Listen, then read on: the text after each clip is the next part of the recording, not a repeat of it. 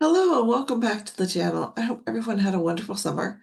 I did, and I am looking forward to getting back to weekly calls with you and going through different topics that can help you with your neurology and help you with your psychology.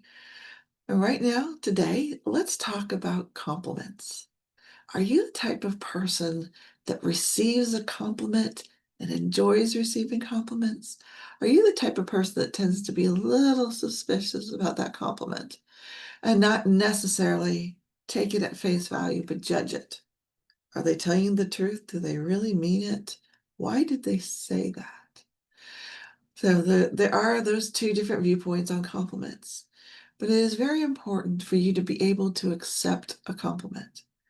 And to do that, it helps to understand why you may or may not be quick to receive a compliment.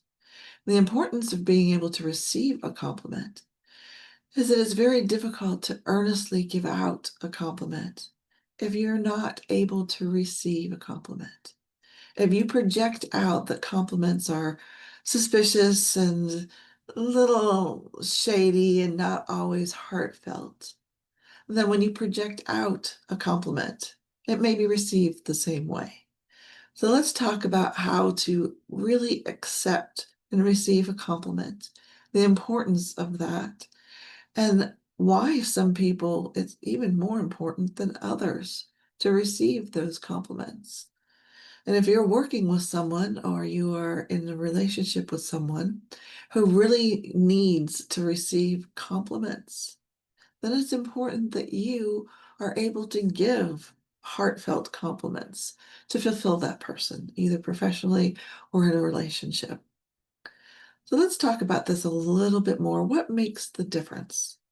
Why is it that some people hear a compliment like, oh, thank you, that's awesome, I appreciate it. And other people hear a compliment, they're like, oh, thanks. And the self-talk in their head while they're receiving that compliment is, why are they complimenting me? Um, do they want something? Um, and they have this suspicion around compliments. And why would that be? And it's really not necessarily having been burned by people who complimented them or anything like that. It has to do with their way of processing things. The people who tend to be suspicious of and not really need or look for compliments, of course, they like them, but they don't necessarily need them, are people that are very internal in their processing. They're very internally motivated. They know immediately if they've done a good job. They know if they've been successful. They are their hardest critic. So a compliment, particularly in a work setting where somebody says, good job to them, often is just received as, yeah, I know. Okay. It just doesn't really land for them because they've already done that self-evaluation and they also judge every compliment. Like, why are you complimenting me? What do you want? Is this real? Do they mean it? So they have a different feel around compliments. It doesn't mean you shouldn't compliment them, but they are the folks that need to work on accepting a compliment. Because if you can't accept it, you can't receive it. It's very difficult to then give something that you yourself don't accept. So why do the other folks readily accept compliments and get excited about them? Because they are very external in their processing. These are the type of people that want to throw an idea out immediately and talk about it. They like to talk, they like to hear. They think through talking and hearing and interacting. So they are looking for an external validation. They're motivated through external validation.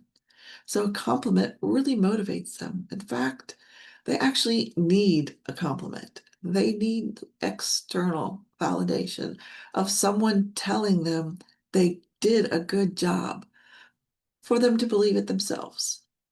So there's a complete opposites. There are people who just know if they did a good job and are judging of compliments, and then there are the people who need someone to tell them they did a good job. They need to hear it. to truly accept it. So, how do we reconcile this? Well, the first thing is if you're internal and you're going to be judging every compliment that comes your way, you're going to be very slow to compliment other people. You may, in your mind, be thinking, oh, he did a great job, but you're unlikely to say it as often as you should because you feel that if you know it, well, certainly they know it, but that's not always true. You need to take the time and find out for yourself if this person is external or internal. And if you notice they're external, that they like to throw out ideas, they like to talk through things, and they're always asking, what did you think? Was this good? Then they're external. And they're going to need you as a boss, as someone in a relationship with them, even just as a friend, to be very liberal and very fluent with your compliments. Everything. Anything you can say nice, any chance you have to pay them a compliment, do it because it's very important to them.